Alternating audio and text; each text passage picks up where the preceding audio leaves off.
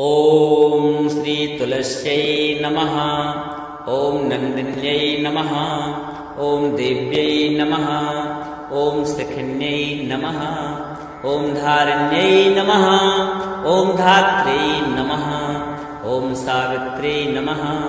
ओम सत्यसन्धायै नमः। ओम कालहारिण्यै नमः। ओम गौर्यै नमः। ओम देवगीतायै नमः। ओम द्रवीयस्यै नमः। ओम पद्मिन्यै नमः। ओम सीतायै नमः। ओम रुक्मिण्यै नमः। ओम प्रियभूषणायै नमः। ओम श्रेयस्यै नमः। ओम श्रीमत्यै नमः। ओम मान्यायै नमः। ओम गौर्यै नमः। ओम गौतमार्चितायै नमः। ओम त्रेतायै नमः। ओम त्रिपथगायै नमः। ओम त्रिपादायै नमः। ओम त्रैमूर्त्यै नमः। ओम जगत्त्रयायै नमः। ओम त्रासिन्यै नमः। ओम गात्रायै नमः। ओम गात्र्यायै नमः। ओम गर्भवारिण्यै नमः। ओम शोभनायै नमः। ओम सामायै नमः। ओम द्विरदायै नमः। ओम आराध्यै नमः। ओम यज्ञविद्यायै नमः। ओम महाविद्यायै नमः। ओम गुह्यविद्यायै नमः। ओम कामाक्ष्यै नमः। ओम कुलायै नमः। ओम श्रियै नमः। ओम भूम्यै नमः। ओम भवित्र्यै नमः। ओम सावित्र्यै नमः। ओम सर्ववेदविदाम्बरायै नमः। ओम शङ्खिन्यै नमः। ओम चक्रिण्यै नमः। ओम चारिण्यै नमः। ओम चपलेक्षणायै नमः। ओम पीताम्बरायै नमः। ओम प्रोतसोमायै नमः। ओम सौरसायै नमः। ओम अक्षिण्यै नमः। ओम अम्बायै नमः। ओम सरस्वत्यै नमः। ओम संश्रियायै नमः। ओम सर्वदेवत्यै नमः। ओम विश्वास्यायै नमः। ओम सुगन्धिन्यै नमः। ओम सुवासनायै नमः। ओम वरदायै नमः। ओम शुश्रूण्यै नमः। ओम चन्द्रभागायै नमः। ओम यमुनाप्रियायै नमः। ओम कावेर्यै नमः। ओम मणिकर्णिकायै नमः। ओम अर्चिन्यै नमः। ओम स्थायिन्यै नमः। ओम दानप्रदायै नमः। ओम धनवत्यै नमः। ओम शोच्यमानसायै नमः। ओम शुचिन्यै नमः। ओम श्रेयस्यै नमः। ओम प्रीतिचिन्तेक्षण्यै नमः। ओम विभूत्यै नमः। ओम आकृत्यै नमः। ओम आविर्भूत्यै नमः। ओम प्रभाविन्यै नमः। ओम गन्धिन्यै नमः। ओम स्वर्गिन्यै नमः। ओम गदायै नमः। ओम वेद्यायै नमः। ओम प्रभायै नमः। ओम सारस्यै नमः। ओम सरशिवासायै नमः। ओम सरस्वत्यै नमः। ओम शरावत्यै नमः। ओम रसन्यै नमः। ओम कालिन्यै नमः। ओम श्रेयोवत्यै नमः। ओम यामायै नमः। ओम ब्रह्मप्रियायै नमः। ओम श्यामसुन्दरायै नमः। ओम रत्नरूपिण्यै नमः। ओम समनिधिन्यै नमः। ओम सतानन्दायै नमः। ओम सुतद्युतये नमः। ओम स्तुतिकण्ठायै नमः। ओम प्रियायै नमः। ओम धात्र्यै नमः।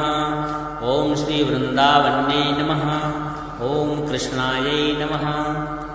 ओम भक्तवत्सलायै नमः। ओम गोपिकाक्रीडायै नमः। ओम हरायै नमः। ओम अमृतरूपिण्यै नमः। ओम भूम्यै नमः। ओम श्रीकृष्णकान्तायै नमः। ओम श्रीतुलस्यै नमः। ओम श्रीतुलस्यै नमः। ओम नन्दिन्यै नमः। ओम देव्यै नमः। ओम सखिन्यै नमः। ओम धारिण्यै नमः। ओम धात्र्यै नमः। ओम सावित्र्यै नमः। ओम सत्यसन्धायै नमः। ओम कालहारिण्यै नमः। ॐ गौर्यै नमः ॐ देवगीतायै नमः ॐ द्रवीयस्यै नमः ॐ परमिन्यै नमः ॐ सीतायै नमः ॐ रुक्मिण्यै नमः ॐ प्रियभूषणायै नमः ॐ श्रेयस्यै नमः ॐ श्रीमत्यै नमः ॐ मान्यायै नमः ॐ गौर्यै नमः ॐ गौतमार्चितायै नमः ॐ त्रेतायै नमः ॐ त्रिपथगायै नमः ॐ त्रिपादायै नमः ॐ त्रैमूर्त्यै नमः ॐ जगत्त्रयायै नमः ॐ त्रासिन्यै नमः ॐ गात्रायै नमः ॐ गात्र्यायै नमः ॐ गर्भवारिण्यै नमः ॐ शोभनायै नमः ॐ सामायै नमः ॐ द्विर्दायै नमः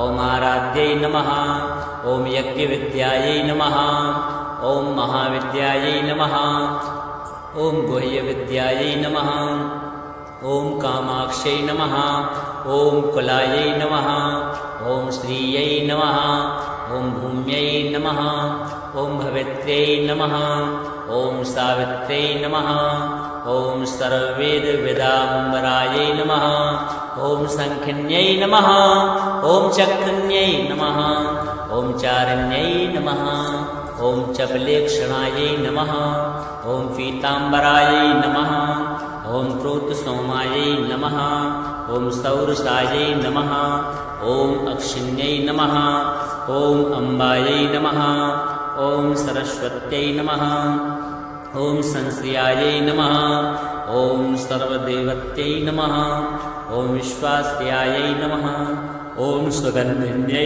नमः ॐ सुवासनायै नमः ॐ वरदायै नमः ॐ शुश्रूण्यै नमः ॐ चन्द्रभागायै नमः ॐ यमुनाप्रियायै नमः ॐ कावेर्यै नमः ॐ मणिकर्णिकायै नमः ॐ अर्चिन्यै नमः ॐ स्थायिन्यै नमः ॐ दानप्रदायै नमः ॐ धनवत्यै नमः ॐ शोच्यमानसायै नमः ॐ शुचिन्यै नमः ॐ श्रेयस्यै नमः ॐ प्रीतिचिन्तेक्षण्यै नमः ॐ विभूत्यै नमः ॐ आकृत्यै नमः ॐ आविर्भूत्यै नमः ॐ प्रभाविन्यै नमः ॐ गन्धिन्यै नमः ॐ स्वर्गिन्यै नमः ॐ गदायै नमः ॐ वेद्यायै नमः ॐ प्रभायै नमः ॐ सारस्यै नमः ॐ सरशिवासायै नमः ॐ सरस्वत्यै नमः ॐ सरावत्यै नमः ॐ रसन्यै नमः ॐ कालिन्यै नमः ॐ श्रेयोवत्यै नमः ॐ यामायै नमः ॐ ब्रह्मप्रियायै नमः ॐ श्यामसुन्दरायै नमः ॐ रत्नरूपिण्यै नमः ॐ समनिधिन्यै नमः ॐ सतानन्दायै नमः ॐ सुतद्युतये नमः ॐ श्रुतिकण्ठायै नमः ॐ प्रियायै नमः ॐ धात्र्यै नमः ॐ श्रीवृन्दावन्यै नमः ॐ कृष्णायै नमः ॐ भक्तवत्सलायै नमः ॐ गोपिकाक्रीडायै नमः ॐ हरायै नमः ॐ अमृतरूपिण्यै नमः ॐ भूम्यै नमः ॐ श्रीकृष्णकान्तायै नमः ॐ श्रीतुलस्यै नमः ॐ श्रीतुलस्यै नमः ॐ नन्दिन्यै नमः ॐ देव्यै नमः ॐ सखिन्यै नमः ॐ धारिण्यै नमः ॐ धात्र्यै नमः ॐ सावित्र्यै नमः ॐ सत्यसन्धायै नमः ॐ कालहारिण्यै नमः ॐ गौर्यै नमः ॐ देवगीतायै नमः ॐ द्रवीयस्यै नमः ॐ परमिन्यै नमः ॐ सीतायै नमः ॐ रुक्मिण्यै नमः ॐ प्रियभूषणायै नमः ॐ श्रेयस्यै नमः ॐ श्रीमत्यै नमः ॐ मान्यायै नमः ॐ गौर्यै नमः ॐ गौतमार्चितायै नमः ॐ त्रेतायै नमः ॐ त्रिपथगायै नमः ॐ त्रिपादायै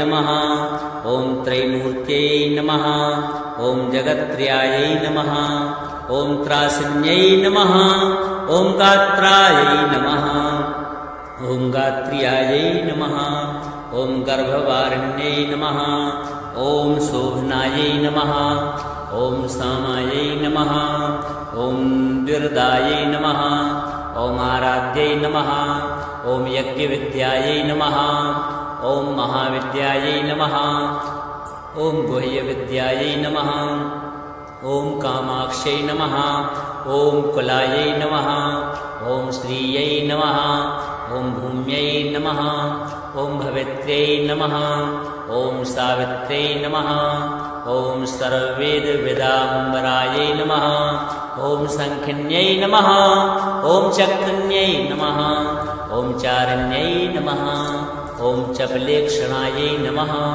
ॐ पीताम्बरायै नमः ॐ प्रोतसोमायै नमः ॐ सौरसायै नमः ॐ अक्षिण्यै नमः ॐ अम्बायै नमः ॐ सरस्वत्यै नमः ॐ संश्रियायै नमः ॐ सर्वदेवत्यै नमः ॐ विश्वास्यायै नमः ॐ सुगन्धिन्यै नमः ॐ सुवासनायै नमः ॐ वरदायै नमः ॐ शुश्रूण्यै नमः ॐ चन्द्रभागायै नमः ॐ यमुनाप्रियायै नमः ॐ कावेर्यै नमः ॐ मणिकर्णिकायै नमः ॐ अर्चिन्यै नमः ॐ स्थायिन्यै नमः ॐ दानप्रदायै नमः ॐ धनवत्यै नमः ॐ शोच्यमानसायै नमः ॐ शुचिन्यै नमः ॐ श्रेयस्यै नमः ॐ प्रीतिचिन्तेक्षण्यै नमः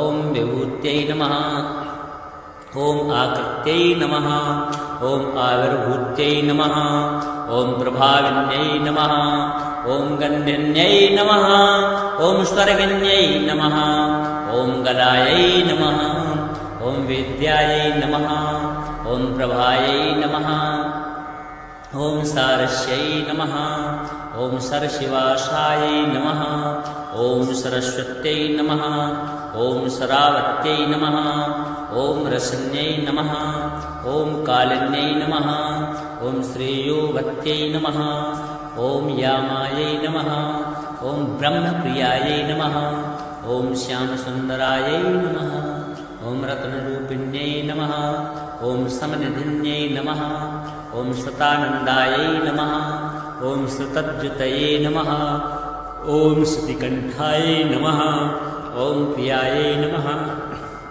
ॐ धात्र्यै नमः ॐ श्रीवृन्दावन्यै नमः ॐ कृष्णायै नमः ॐ भक्तवत्सलायै नमः ॐ गोपिकाक्रीडायै नमः ॐ हरायै नमः ॐ अमृतरूपिण्यै नमः ॐ भूम्यै नमः ॐ श्रीकृष्णकान्तायै नमः ॐ श्रीतुलस्यै नमः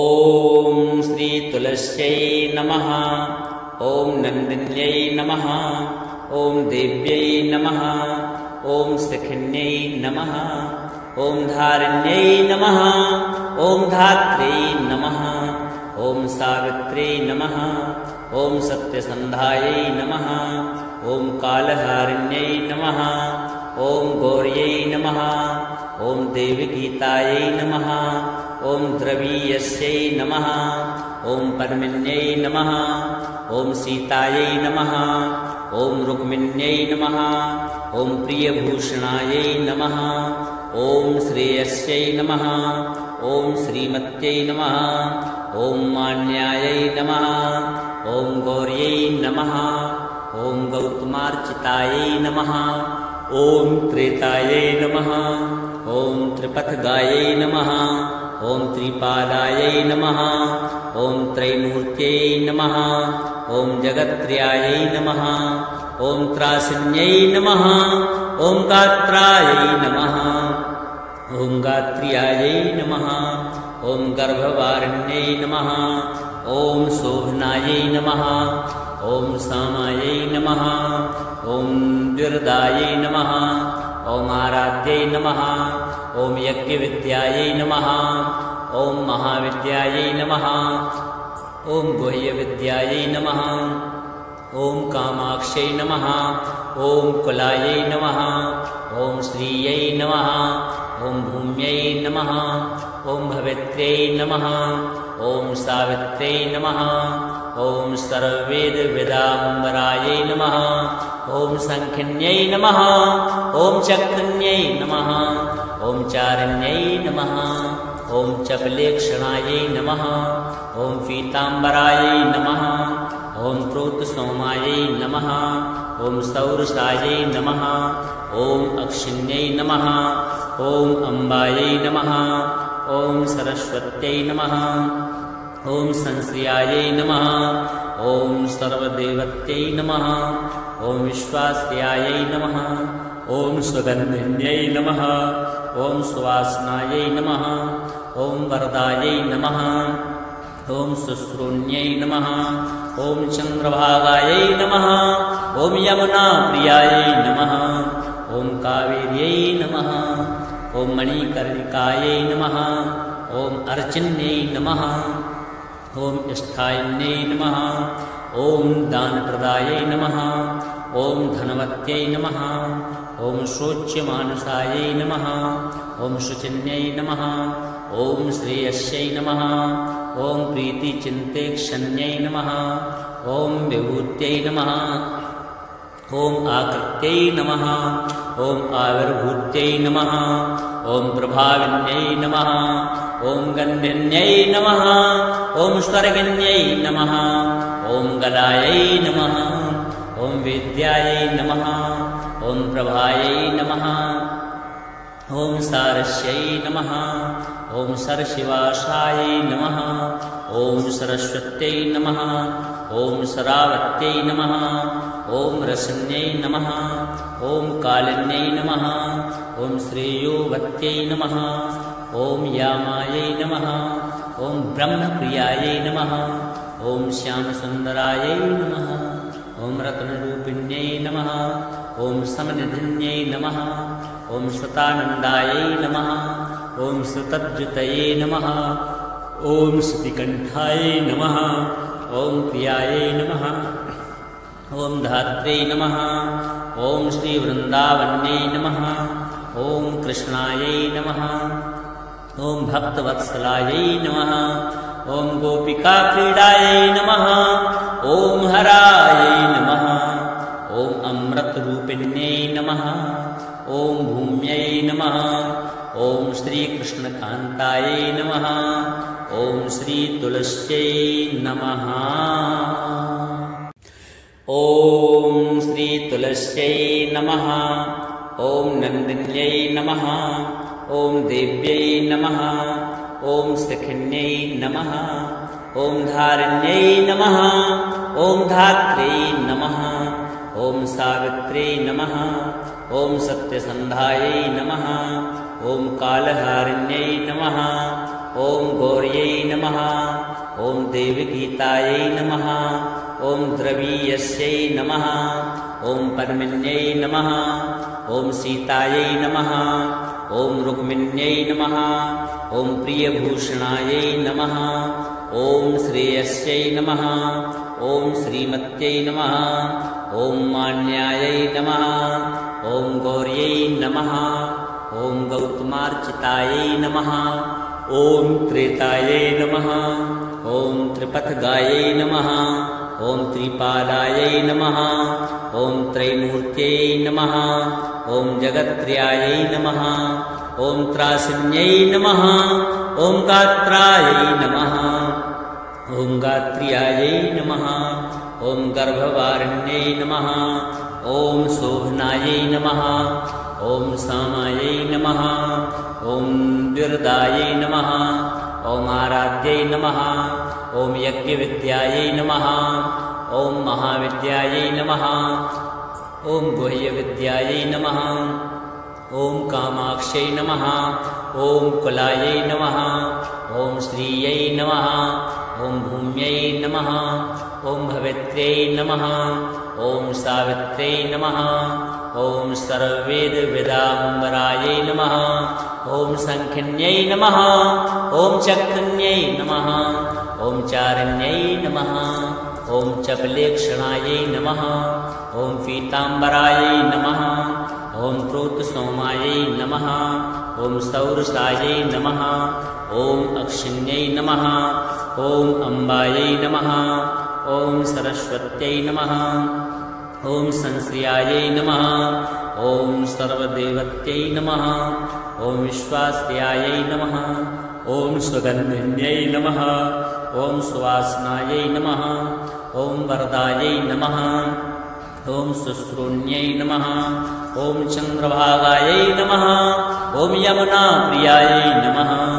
ॐ कावेर्यै नमः ॐ मणिकर्णिकायै नमः ॐ अर्चिन्यै नमः ॐ स्थायिन्यै नमः ॐ दानप्रदायै नमः ॐ धनवत्यै नमः ॐ शोच्यमानसायै नमः ॐ शुचिन्यै नमः ॐ श्रेयस्यै नमः ॐ प्रीतिचिन्तेक्षण्यै नमः ॐ विभूत्यै नमः ॐ आकृत्यै नमः ॐ आविर्भूत्यै नमः ॐ प्रभाविन्यै नमः ॐ गण्डिन्यै नमः ॐ स्वर्गिन्यै नमः ॐ गलायै नमः ॐ वेद्यायै नमः ॐ प्रभायै नमः ॐ सारस्यै नमः ॐ सरशिवासायै नमः ॐ सरस्वत्यै नमः ॐ सरावत्यै नमः ॐ रसन्यै नमः ॐ कालिन्यै नमः